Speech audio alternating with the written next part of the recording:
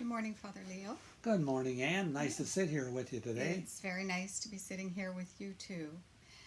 Father Leo, you and I have worked together for many years, not for a while, but for many years we worked on the sacrament program together, and we worked on book studies together over the years. I don't know, maybe over 10 years Yeah. we Hmm. had book studies. And so it's nice to be back with you again. And in um, over the last several years, we've talked a lot about books and different things, but the one thing we've never chatted about is your role as a priest and a counselor. I know you have a master's degree in, I believe it's in Master of Arts in Pastoral Studies, Pastoral counsel. Yeah. pastoral counseling, Yeah. and I'm wondering today if you can tell me a little bit about that part of what you've been doing all these years. I'd like to start with knowing where you went to university to receive your master's degree and a little bit about that degree program. Yeah. You know, Ann, I was thinking about it this morning, and somehow, I had, in our training in the seminary, it's all theology, Mm-hmm. pretty much. Memorizing doctrine and dogma, eh? And canon law, too, because we got to make sure people like you keep the rules. So we got to know what they are. But no, I found out that when I was ordained, uh, and I don't understand it, and I don't need to, but people came and would talk to me about their burdens, their struggles, um, difficulties they were having in one way or another, and I would listen and just be an active listener because I didn't know much about counseling, so I sort of learnt by doing it. But then I realized to have real credibility, I needed to have a piece of paper which said you're a. So I got a master's degree in as a pastoral counselor, which is the psychology and the techniques and the skills that I would use for that kind of a mission. And and in the mid '80s, I got my degree. I stepped out of the pastoral work and spent 2 years at um, St. Paul's at the University of Ottawa and got my degree. And then I stepped out of parish work, and that's where we did some work together. And then later on, you worked with me as a co-minister at St. Al's. But 10 years I had my own private practice. And so part of it was what I learned at the University of Ottawa, and the other was uh, it was at the height of the kind of the charismatic renewal, and so I signed up to go to Philadelphia to a clinic there, where they were really extremely um, positive and creative in using prayer, appropriate prayer for people who are open to it, and prayer and the use of the imagination and tremendous healings.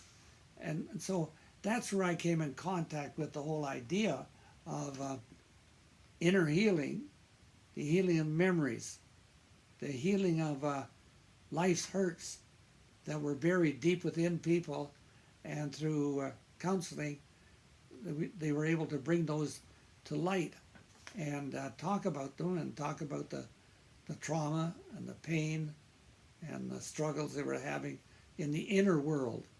And so that was a kind of a growth thing. Had to grow. Always keep learning. I'm still learning. I still have my nose in psychology books. Still do. And I'm learning more and more. And so that's kind of be the history of it. The 10 years that I did it, and I was over at St. Al's using an office there. And a lot of people.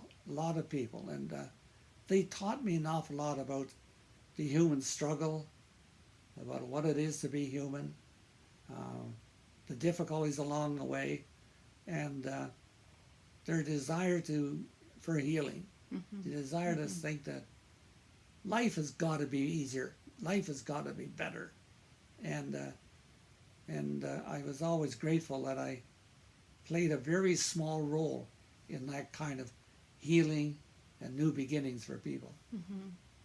So, Father Leo, with counseling, there is the healing of the mind, the healing of the body, and the spirit side, mind, body, and spirit. And so, as a priest, can you, and in your role as a counselor, can you talk about the spirit side of healing? And did people come to you with that, or did it just get unpacked as you went along the spirit side? Yeah, I think, Ann, back then, we're talking about the 80s and the early 90s, a lot of people were looking for the faith dimension to counseling. No, they were looking for it and wondering where they could get it. And that's why I think a lot of phone calls that I got were from people with the whole idea of the spirituality, which was their meaning, their purpose, their struggles, and how was that an integral part of who they were as a person. And so the spirituality, it wasn't religion, Ann. I mean, that's the big thing. I'm not saying I've nothing against religion, but all I am saying is that it's the spirituality. Their own spirit was saying, life can be better. It's got to be better. It can't be this painful all the time. And so it was really, I think, the spirit within them who brought them, and the spirituality was working out those energies within, the forces within, and reconciling and developing their humanity. And that really was a spiritual dimension of it. Mm-hmm. And now I do have to tell you, when you take an intake, so you gather information, one of the questions I always ask is, what is your spirituality? And for some people it was going to church. And keep in mind, the clients weren't all Catholics. Mm-hmm. They were whatever they were. Mm-hmm. Didn't matter, Protestant, Catholic, whatever. And so I would ask that question, so I knew. So they eventually went to move forward, and they told their story, and issues came to mind.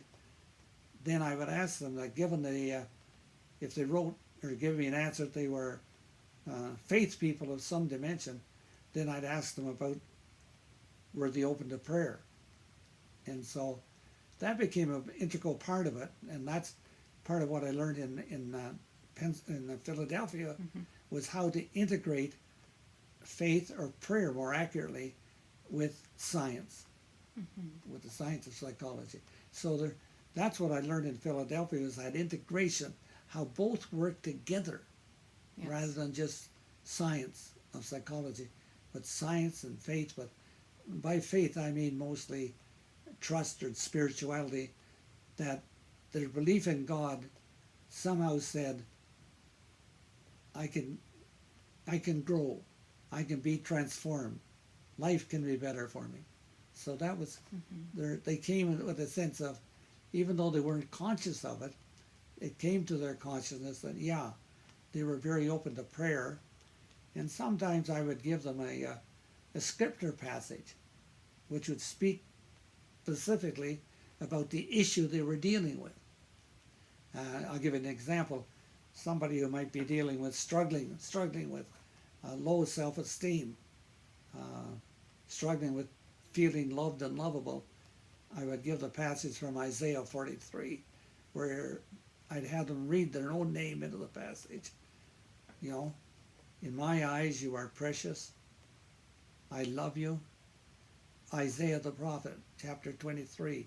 And to go home and pray that and sit with it, and the power of the scripture to bring healing and people to build up their self-esteem. And of course, once you get good self-esteem, you're confident, you go forth and live life so much mm-hmm. more fully. Mm-hmm. That's self-esteem and reaching a point of feeling that you are loved and lovable, mm-hmm. because to me that's the hinge of the door. for our well-being. If I can believe that I'm loved unconditionally, whether it's with God or my husband or wife or kids or friend, whatever, there's somebody who loves me unconditionally. And then, of course, that grows into loving myself unconditionally. Now, Father Leo, when you would ask people if they have a faith life or a prayer life, did you find there was confusion between the difference between spirituality and religion? Oh yeah, because religion, and I can only speak as a Catholic, but my experience of Catholicism, it was good, but also it was memorizing doctrine and dogma, and obedience to that. You better obey. And also it had to do with, we talk about elevator theology, which is getting people up there safely into heaven, And so when you're really suffering, Ann, emotional pain, mental anguish, you're not very interested in going to heaven. You want relief. You want relief. You want salvation right now. And that's the big difference. And that's why they taught me to rediscover, rethink what is salvation. And to see that, yeah, it's a here and now thing, not later. And that was a big shift for me. And that's why I say a lot of the people taught me a lot. And I could integrate that back because I was not, it was spirituality, it wasn't doctrine and dogma. A big difference between the two. So for some people, they may not know how to access that spirit side. That may be very confusing for them when you talk about their spirit side. So what techniques in your counseling would you use to help them access and grow that spirit side? I think one of the big things I learned at the clinic in Philadelphia was how to use the imagination. And I think you know, Ann, and I know I do, if you wake up in the morning and you imagine all kinds of crises are going to be in your life today, you can pretty soon be very depressed. If, on the other hand, you wake up and you imagine, God, today, this is going to be great, this is going to be great, I'm going to grab with a friend, I'm going to have a great time, you feel great. So imagination is really the faculty of spirituality. The imagination is so powerful, either negatively or positive in our life. So they taught me imagination. That was, first of all, to bring that forward. The second thing they did, Ann, they taught me how to use, as a strategy, if you will, to tap into their imagination for the healing of memories, the healing of life's hurts, forgotten memories. So that was the big thing. The big thing I came away with is the realization that by using the imagination and faith imagery, tremendous healing could take place. And what I would do, Ann, and this would be after maybe several weeks or months of weekly sessions, then I would talk about the imagination, and then I would say, okay, let's say now, your father was not emotionally present to you when you were a kid, and you've always always desired and needing a fatherly love of some kind. So I would say, okay, now, I'd say to suppose it was you, I'd say, Ann, go to your favorite place where you really relax. Can be outside in the garden, could be down at the beach, wherever. Close your eyes, imagine where you are. Then I would say, now imagine that you see with your eyes closed, with your imagination, you see a man coming towards you. You watch, and as he gets very close, you realize it's Jesus. And now realizing it's Jesus, you greet him and ask him to come to sit beside you, which he does. You see Jesus sitting beside you, and you know that you are in the presence of love. That's all Jesus did, was love people. So there's no denying that you're being loved. And so I would have you interact with Jesus. You know, he may hold your hand. You might ask him to put his hand on your shoulder. So there's a real connection in your imagination. And remember, this is very real. Very, very real. And then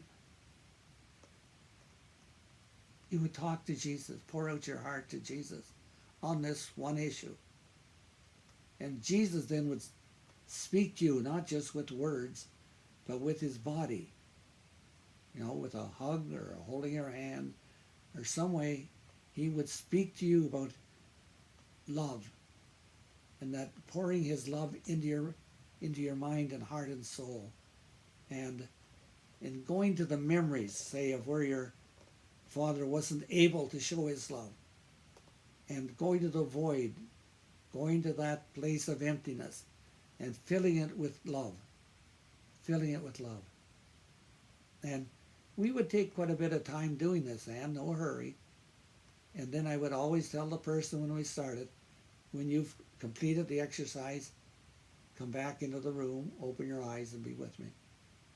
And what I discovered, and that's just one little example, there's many different ways of using it, but it was that faith imagery, and using the faith imagery and the faculty of imagination that brought tremendous healings.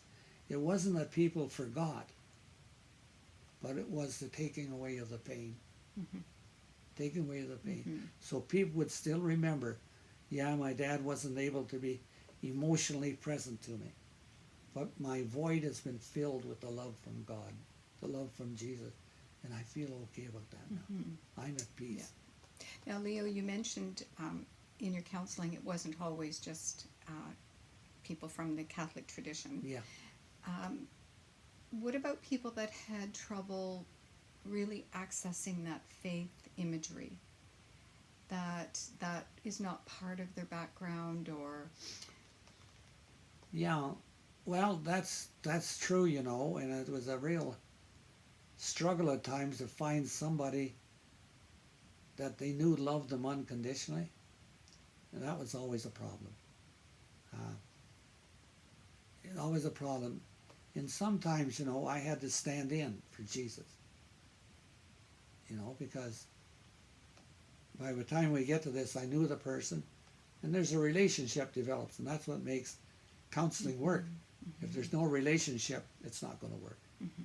It has to be a trusting relationship. Mm-hmm. And so, yeah, if they couldn't find anybody that they knew loved them unconditionally, either in the past or in the present, then I could stand in for a person, because obviously, you know, I love people. That, you know, it's just, that's just what happens. You get to know people, mm-hmm. and you love them. Mm-hmm. You want them to be healthy and happy. Mm-hmm. Mm-hmm. So I care. So I could have them sit in and do the same thing with me. And generally what I do, Ann, is once I got them into the scenario, then I would try to shut up and let it go. So they move with the Spirit. They would move with the Spirit in their interaction, whether it was with Jesus or Mary or a spouse, whoever. So they move on their own. Mm-hmm. That's the big thing. And a lot of the time I'll have them at the beach and something going on, I'll be kind of leading them. And after they come back, they'll say, I shut you out. And that's the way it should be. Mm-hmm. The Spirit takes over, Ann. Yes. Spirit. So you really know that God is present and God is acting. Those are the two key words. You know that God is present, but God is acting. Mm-hmm. And the only way God can act is loving people into wellness. And so it was just, I hate to use the word tools or skill, but it was the wonderful thing I learned in Philadelphia, and along with the skills that you develop at the University of Ottawa, which gave me what I thought anyway, probably wrong, but I really thought was a more of a holistic approach, you know. Not that I use it with everybody, you know, but with people who especially experience some kind of a childhood trauma, you know. That was where, because of the healing of memories that a person is repressed or denied, or secrets, all of which weigh a person down. Mm-hmm. And so for me, and it was one of the, to me, it was one of the great gifts that I was able to use for the well-being of people. So Leo, you've had a long career as a priest and a counselor, and I'm not sure if it's Oprah Winfrey that would ask, she would say, so this is what I know for sure. I think that's what she would often say. And so with your long career today, what is it that you know for sure, that you learned along the way about all the hundreds of people that you've walked with, sat with, counseled? What is it that you're pretty sure of?